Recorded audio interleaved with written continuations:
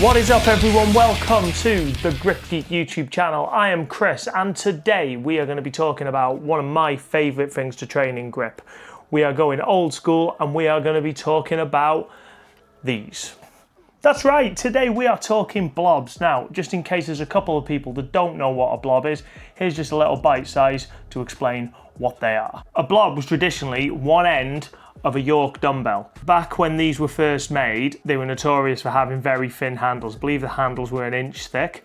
So what would happen is people would drop them and then they'd end up bending and snapping. So you'd end up with a load of broken dumbbells. Strength legend Richard Sorin founded the blobs when he tried to pick up one end of a 100-pound first generation York dumbbell. He discovered it was harder than what he thought it was going to be and named it the Blob because it was a big blob of metal. This was later to become known as the Fat Man. That is the original blob and it is still well known today to be a very good feat of strength to be able to lift that blob, as it's notoriously a hard one to lift. If you want to do a proper deep dive onto the history of the blobs and listen to what Richard Sorin says himself, there's some great videos out there already. The Grip Show and Zach Mullins does a great video on blobs with Richard Sorin. There's a video where they do a big long section with some of the elite blob lifters in the world. There's some great videos out there of people training with blobs. I'm going to link them all in the description, so if you guys want to head over to that and have a look, I highly recommend doing so. Blobs we're going to talk about today, the legacy blobs and the HOLLE blobs. Now the legacies go up in weight higher than the first generation of blobs to 150 pounds,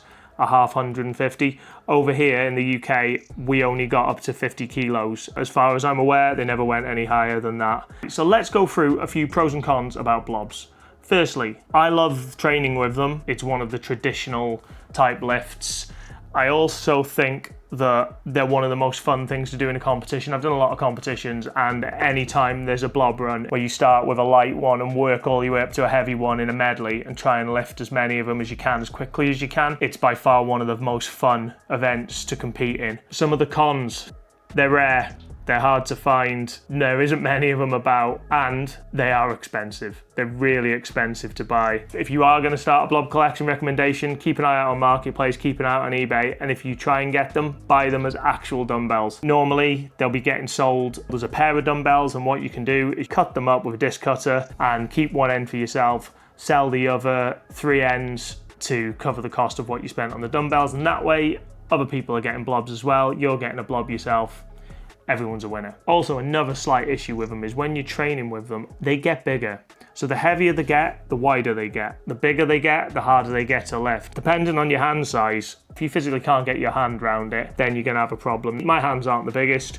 Up to a 50 York Legacy, I can get my hand around that. I haven't lifted it yet, but I can get my hand around it. Anything above that is always going to be a little bit of a struggle. Right, so that's the Legacies and the York blobs covered. We are now going to get on to this.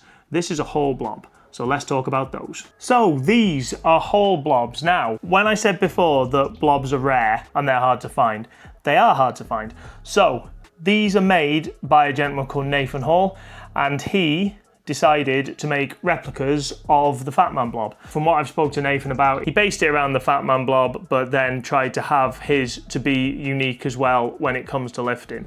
Now here we have the 15, the 20, and what looks like the 24, but I'm going to explain about this one in a minute. They don't get that much thicker. They get a tiny bit thicker as they get bigger, but it's nothing too bad. Now, this may look like a 24.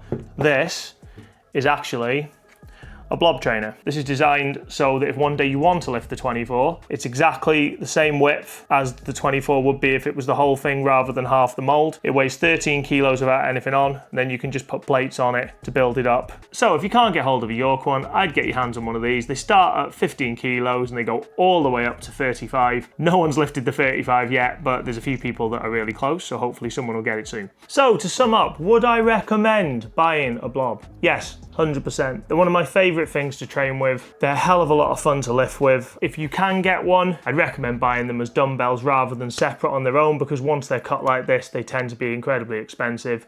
And if you can't get one, there's plenty of alternatives out there, including the HOLLE ones.